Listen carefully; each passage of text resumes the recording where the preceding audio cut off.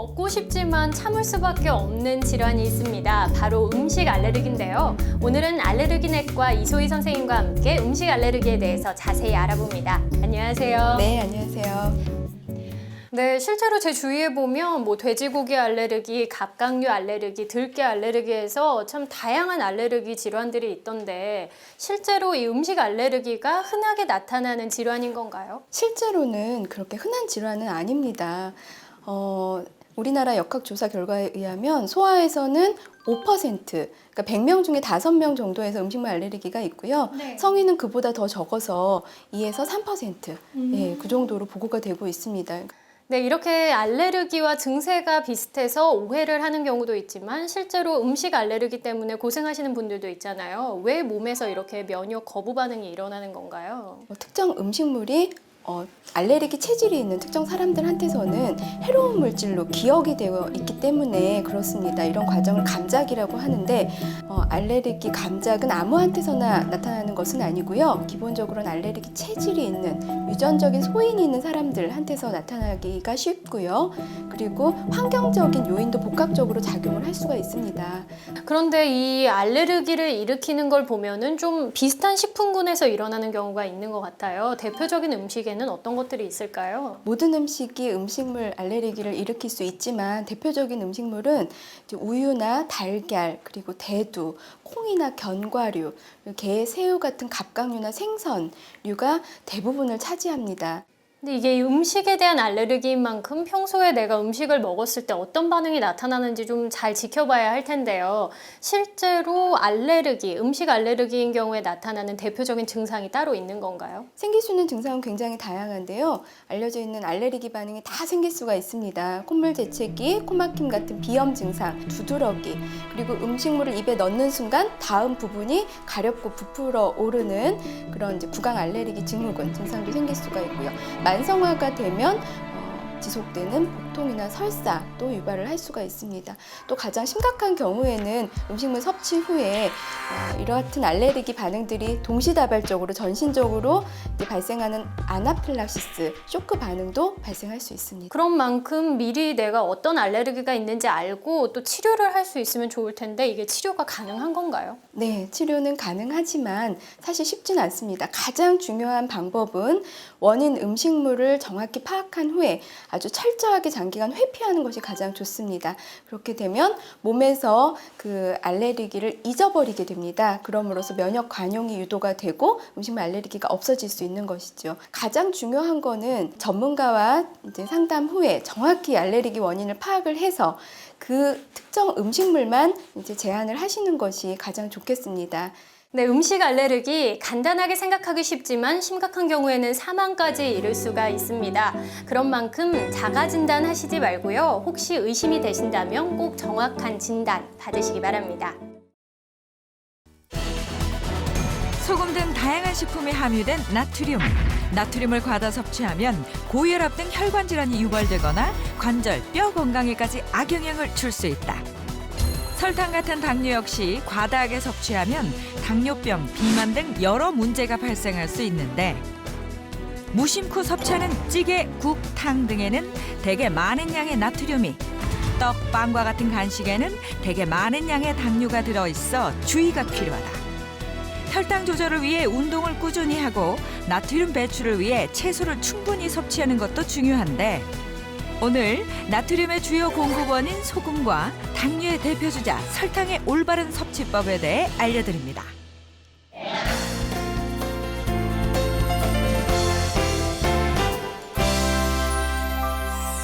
안녕하세요. 101세의 프로포즈 아나운서 오유경입니다. 보통 소금과 설탕을 적당히 조절해서 먹어야 된다 잘 알고 계실 텐데요. 음식의 맛을 위해서 소금과 설탕을 넣게 되죠. 그런데 음식의 조리법과 먹는 방법을 조금만 바꾸면 이 소금과 설탕의 섭취량을 줄일 수 있다고 합니다. 그래서 오늘 101세의 프로포즈에서는 올바른 소금 설탕의 섭취법에 대해서 알아보도록 하겠습니다. 경희대 의학영양학과 박유경 교수님 모셨습니다. 어서 오세요. 안녕하세요. 네, 그리고 101세 프로포즈 주치의시죠. 정형외과 전문의 이수찬 선생님 모셨습니다. 어서 오세요. 안녕하세요. 네. 보통 소금과 설탕이 몸에 안 좋다라고들 하는데 어떤 성분이 몸에 안 좋은 겁니까? 소금부터 말씀드릴게요. 소금은 나트륨과 염소로 이루어진 염화 나트륨이라고 하는데 그 나트륨 부분이 저희 몸에 영향을 많이 끼칩니다. 사실 나트륨은 저희 몸에 사실 필요한 영양소고요. 그 필요한 게 삼투압을 조절해서 몸의 수분을 조절을 하거나 그다음에 근육 수축에도 영향을 끼치고요. 그다음에 중요한 부분은 저희가 음식을 먹으면 영양소가 흡수된다고 하잖아요. 그 흡수될 때 나트륨이 반드시 필요합니다. 그래서 이렇게 필요한 영양소임에도 불구하고 필요한 양은 굉장히 작아서 그냥 저희가 보통 식사를 섭취하면 충분히 먹게 되는데 이제 많이 먹었을 때 문제가 되는 거죠. 보통 고혈압 얘기도 많이 하고. 네, 제일 많이 하시죠. 예. 예, 그게 이제 수분을 함유하기 때문에 혈액 양을 많게 해서 고혈압을 일으키거나 아니면 심혈관 질환, 뇌졸중 이런 문제를 일으키고요.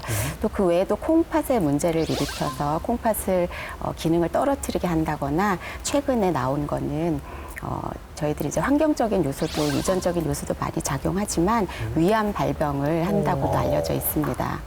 소금의 나트륨이 정형외과 영역에서는 관절 건강과 뼈 건강에 관계가 많이 있는데 이게 나트륨을 자꾸 먹으면 물이 같이 많이 먹어지기 때문에 예. 세포 사이에 물이 축적되거든요.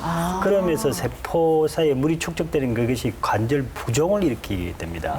그리고 뼈 건강도 이게 소변으로 자꾸 물이 나가면서 나트륨을 많이 먹으면 칼슘이 같이 빠져나가니까 골다공증의 위험성도 높아집니다. 어떤 음식이든지 많이 먹으면 문제가 되지만 특히 설탕의 그 당도 적절히 먹으면 신진대사도 도움이 되고 예. 뇌 세포에도 활성화에도 도움이 되는데 저 많이 먹게 되면 문제가 발생할 수가 있죠. 그럼 좀 설탕도 얘기해 주셨는데 설탕이 어떤 성분이 몸에 안 좋은 건가요? 네, 설탕은 사탕수수나 사탕무의 원당을 가공해서 만든 정제당이거든요. 그래서 꿀에 있는 과당이나 음료수에 들어가는 액상 과당과 같이 이렇게 전체적으로 단순당이라고 저희가 부르고요. 이 단순당은 섭취를 하게 되면 혈당을 빨리 올리고 이렇게 혈당을 빨리 올리다 보면 이제 당뇨병 같은 질환에 또 위험 요소가 될 수 있고요. 그 외에도 뇌에 식욕 중추를 이제 영향을 끼쳐서 배가 부르다라는 걸 못 느끼게 하는 이제 그런 문제가 좀 생겨서 자꾸 더 드시게 되니까 비만을 일으킬 수가 있고요. 그다음에 체내에서 산화 반응을 좀 과하게 시켜서 활성산소를 많이 일으키고 활성산소가 많아지면 또 노화가 촉진이 되거든요. 네, 그래서 그런 이제 위험 요소들이 있습니다. 네. 그리고 가장 마지막으로는 뭐 충치 같은 것들도 생길 수 있고요. 네. 이런 단순당이 아니고 이렇게 곡식이나 이런 거를 통해서 섭취하게 되는 걸 다당류라고 하거든요. 예. 이제 그거에 비해서는 굉장히 위험도가 높죠. 아, 그렇군요. 그러면 어찌됐건 섭취량이 중요할 텐데요. 하루에 어느 정도 섭취하면 괜찮은 거예요? 네, 나트륨부터 예. 할게요. 예, 나트륨은 우리나라 이제 한국영양학회에서 2015년에 영양 섭취 기준이라 그래서 이 정도를 드시면 좋겠다라는 기준을 설정을 했습니다. 네. 근데 그게 2,000mg 하루에 2,000mg으로 설정이 되어 있고요. 네. 한국인이 섭취하는 양은 한 4,000mg으로 돼서 2배 이상의 야. 양을 섭취하고 있습니다. 하루에 4,000mg 지금 한국인이 그렇게 먹고 있다는 네, 겁니까? 네, 네. 성인의 섭취량이 그렇게 보고되어 있습니다. 예. 그래서 무조건 2배 정도 드시고 계시다라고 오, 생각을 많이 하시면 먹고 있네. 됩니다. 근데 나트륨이라고 하니까 보통 우리가 이제 소금 형태로 먹게 되잖아요. 소금 속에 나트륨의 함량이 있는 거니까 소금으로 보면은 그 양을 어느 정도라고 생각을 하면 될까요? 소금으로 치면 5g 정도입니다. 예, 하루에 드셔야 되는 소금의 목표 섭취량이 한 5g 정도 된다고 말씀드렸잖아요. 네. 네, 한 5g 정도는 저희들이 이제 저울로 달아보면 3g이고요. 예. 4g, 5g. 아, 이 정도의 양이 될 것 같습니다. 아, 예, 그럼 그래서 국 한 번도 못 끓이는 양이네요. 그렇죠. 그러니까 4인용 국을 한번 끓이시면 5g은 훨씬 넘는 양이라고 보시면 됩니다. 사실 알고 보면 우리나라 음식이 탕이나 찌개, 반찬에 미리 소금이 들어가니까 우리나라의 음식 문화가 훨씬 소금이 많이 들어가는 것 같아요. 그 대표적으로 나트륨이 어느 정도 들어가고 있는지 설명을 좀 부탁드릴게요. 네. 그냥 가장 일반적으로 쉽게 생각하시는 방법은요. 된장찌개나 김치찌개를 한 그릇을 드신다, 1인분을 드신다 하면 거기에 2000mg이 들어있다고 보시면 아니, 됩니다. 한 그릇을 그 탕을 먹는데 된장찌개에 2000g을 2000mg. 예. 하루 들어있- 섭취량 다 먹은 거예요. 그렇죠. 그러니까 한 끼에 다 끝낸 거라고 보시면 됩니다. 그리고 다른 음식들은 예, 그런데 어떻습니까? 이제 그 외에도 저희가 뭐 탕이나 국을 먹게 되면 예. 뭐 1000에서 한 2000mg 정도 들어있기 때문에 예, 그것도 많은 양을 섭취를 하게 되고 네. 그다음에 김치에도 한 300mg, 그러니까 다양한 반찬에도 한 200mg 정도 들어있기 때문에 저희가 섭취하는 양은 사실 어마어마하고요. 근데 이제 물론 그거는 그 국이나 찌개를 다 드셨을 때의 얘기입니다. 예. 예. 이게 또 양이 중요한 것 같아요. 우리가 저 찌개 종류나 반찬을 먹을 때 얼마나 먹느냐에 따라서 그 자체가 싱겁다 하더라도 많이 먹으면 그게 또 나트륨 함량을 높이는 것 같은데. 그 양을 많이 먹으면 그 안에 들어있는 소금을 다 드시는 거기 때문에 네, 싱겁게 드신다고 막 많이 드시는 건 또 안 좋고요. 예. 또 짜게 드신다고 해도 거기에 있는 건더기만 드시고 국물을 안 드신다면 예, 소금을 조금 줄여서 섭취할 수 있는 방법이 되겠습니다. 네. 그래서 이제 보통 이렇게 1인 분량을 저희한테 뭐 제공이 된다 하더라도 일부만 덜어서 먹는다면 조금 소금을 줄이는 방법이 되겠죠. 예전에 이제 부모님들이 국을 끓이면 국물이 진짜라고 끝까지 다 마시라고 맞아요. 끝까지 다 마셨던 맞아요. 생각이 나는데 맞습니다. 뭐 그게 좋은 게 영양적으로 아닌 거죠. 녹아 있을지는 몰라도 염분 섭취 면에서는 좀 안 좋을 수 있는 좋죠. 거군요. 염분은 어딜 가질 않거든요. 그 안에 네. 다 들어있기 예. 때문에. 어떻게 보면은 좀 소금을 적게 내고 맛을 낼 수만 있다면 그 방법이 제일 좋을 것 같은데 그렇죠. 뭐 그런 방법도 있습니까? 네, 뭐 이렇게 아주 뭐 쉬운 방법들이 몇 가지가 있는데요. 아, 네. 제일 먼저는 이제 국을 끓이실 때 네. 뜨거울 때 간을 하면 조금 더 짜게 맞춰집니다. 왜냐하면 뜨거울 때. 왜냐하면 짠맛이 뜨거울 때는 좀 덜 짜게 느껴지거든요. 네네. 그래서 이제 끓을 때 간을 하지 말고 조금 식혀서 간을 하는 거 그게 이제 한 가지 방법이 있겠고요. 네. 그다음에 두 번째는 이제 소금 대신에 된장이나 장류를 좀 사용을 하면 예, 훨씬 더 소금을 나트륨을 적게 사용을 하게 되는데 이게 왜 그러냐면 소금 1g은 국간장으로 치면 한 5g 정도가 되고요, 맞고요. 그래요? 예, 그다음에 장류로는 한 10g 정도하고 같은 양의 나트륨을 가지고 있어요. 그래서 소금 1g 쓰는 대신에 뭐 장류를 쓰면 조금 더 넉넉하게 쓸 수가 있으니까 네, 결과적으로 나트륨을 조금 적게 사용하는 방법도 되겠죠.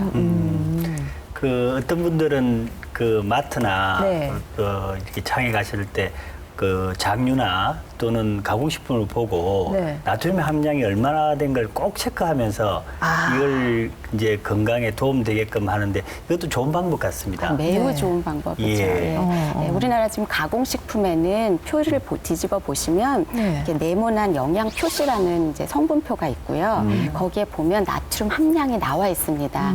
그래서 이제 마트에 가서 물건을 사실 때 가급적이면 비교를 해보시고 나트륨이 적게 들어가 있는 요새는 저염 제품도 많이 나오거든요. 네네. 이제 그런 거를 선택하시면 좋겠죠. 네, 소금이나 간이나 장류 대신에 뭐 다른 또 다양한 향신료를 사용하는 건 네, 어떻습니까? 그것도 매우 좋은 방법입니다. 예를 들면 뭐 깻잎, 우리나라 사람들이 매우 좋아하는 깻잎이나 쑥갓, 그다음에 후추, 고추 이런 거를 넣으면 조금 덜 짜더라도 네. 풍미가 충분히 있기 때문에 간을 오히려 이렇게 덜 세게 맞춰도 맛있게 드실 수가 있는 그런 방법이 있고 네. 그다음에 이제 간을 우려낼 때 처음에 육수를 우려낼 때 뭐 마른 새우나 뭐 다시마, 표고버섯 이런 거를 이용을 하면 소금을 조금 적게 넣더라도 깊은 맛을 좀 느낄 수가 있죠. 거기도 이제 염분이 있는 거지만 그 염분은 소금의 염분과는 좀 다른 거예요, 그럼? 염분이 딱히 들어있다고는 할 수는 없는데요. 네. 뭐 좀 조금은 있지만 네. 그냥 이렇게 가공해서 넣은 정제 소금보다는 더 괜찮을 것 같습니다. 예, 참고하셔서 네, 요리하시면 네. 좋을 네, 것 네. 같습니다. 저희가 이제 설탕을 비롯해서 과당이나 액상과당을 다 포함한 그런 단순당의 섭취량을 한번 조사를 해봤는데요. 네. 이제 국민건강영양조사라는 데서 보고하기로 한 65g 정도를 섭취한다고 해요. 그러면 이게 이제 얼마나 되는 양이냐 하면 이거 역시 세계보건기구에서 한 2000칼로리의 열량을 드시는 성인이 열량의 10%가 되는 양을 먹게 하라 그랬거든요. 그게 이제 한 200칼로리가 되고 예. 그거를 이제 쉽게 g으로 환산을 하면 50g입니다. 그래서 50g이 적정 섭취량으로 저희가 권고를 하고 있는데 실제 섭취량이 65g이기 때문에 많이 먹고 있죠. 어느 정도 되는 거예요? 네, 아까 섭취량이? 말씀드린 게 한 50g 정도가 적정 섭취량이라고 말씀드렸잖아요. 네네. 네, 50g이면 이제 이런 티스푼으로 해서 거의 10개 정도가 넘어야 될 것 같습니다. 한번 달아볼게요. 이제 4g, 네.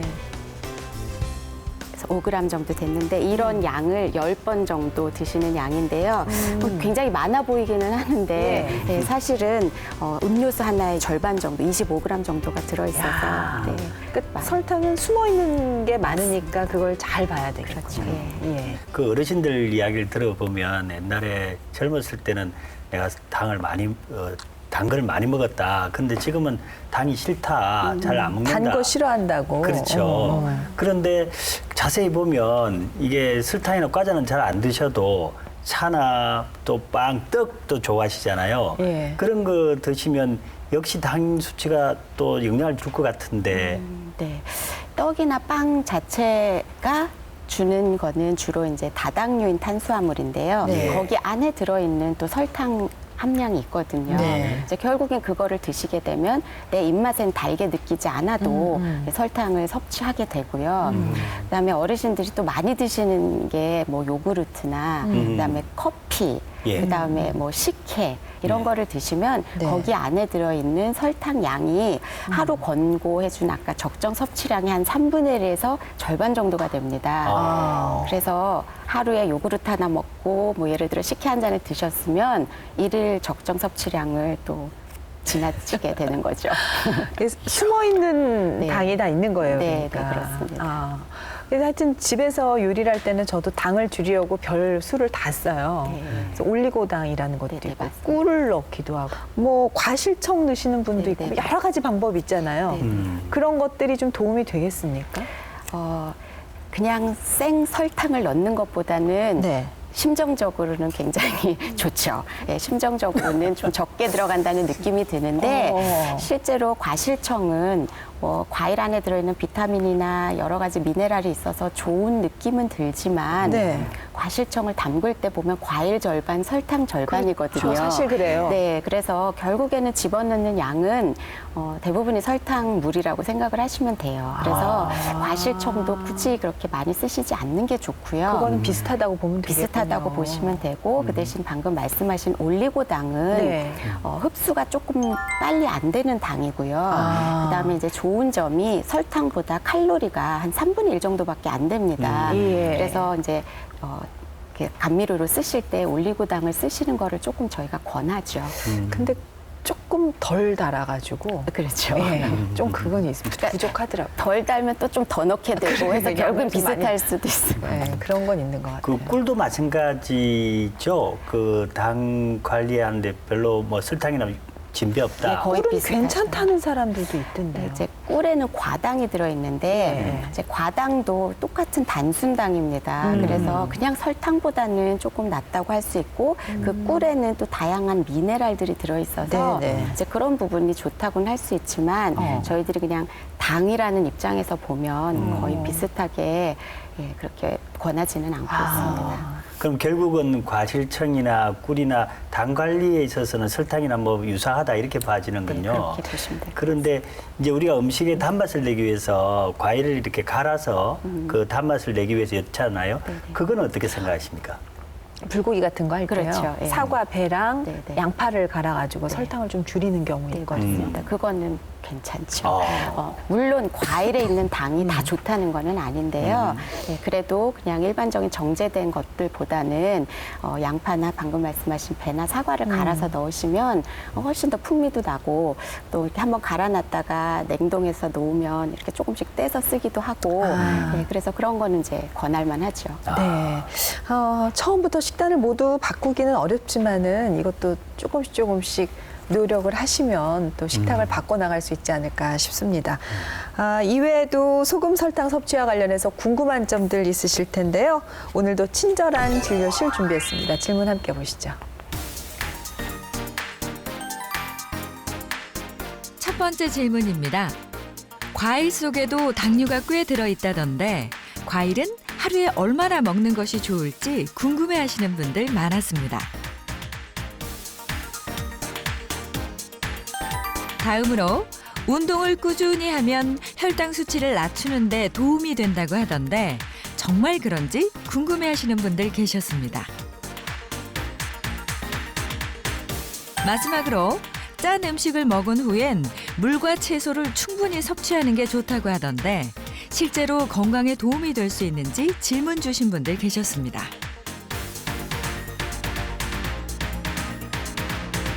네, 질문 한 가지씩 살펴보겠습니다. 짜게 먹었을 때 물을 많이 마시거나 채소를 섭취하면 도움이 되는지라는 질문이네요. 네.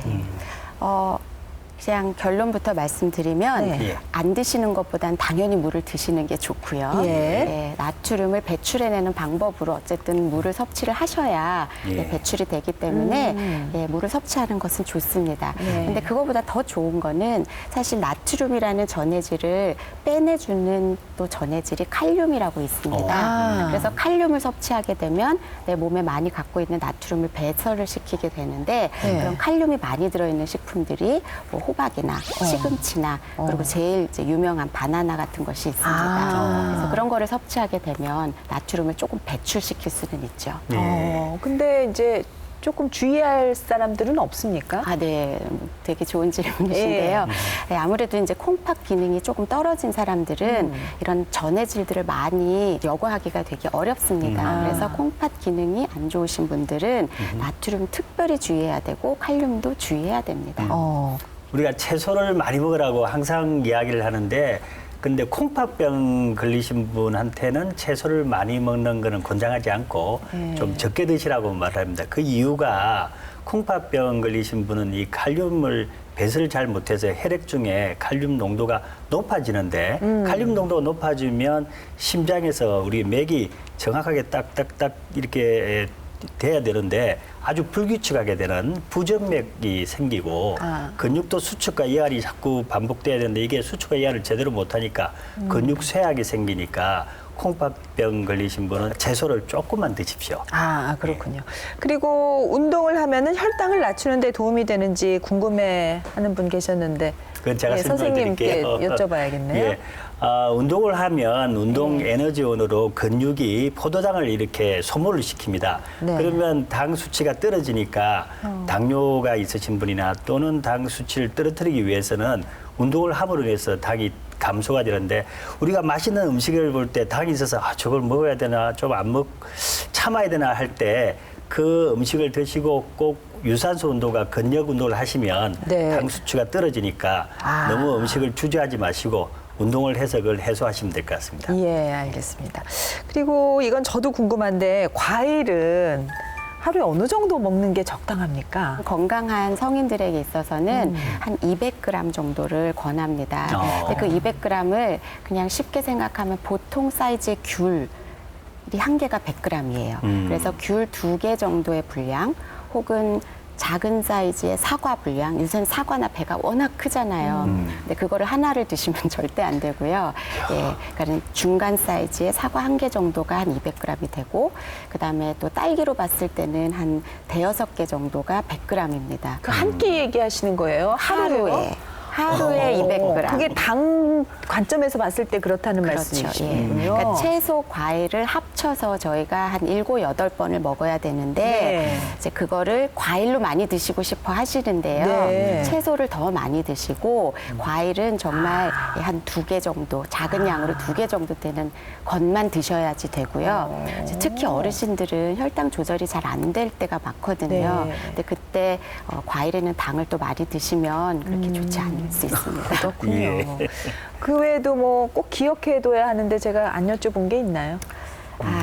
오늘은 그냥 소금하고 설탕만 딱 이렇게 떼서 얘기를 했는데요. 예.